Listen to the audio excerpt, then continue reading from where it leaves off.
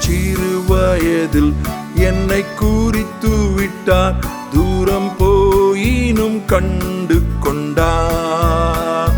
சின்னஞ்சிறு வயதில் என்னை குறித்து விட்டார், தூரம் போயினும் கண்டு கொண்டார்.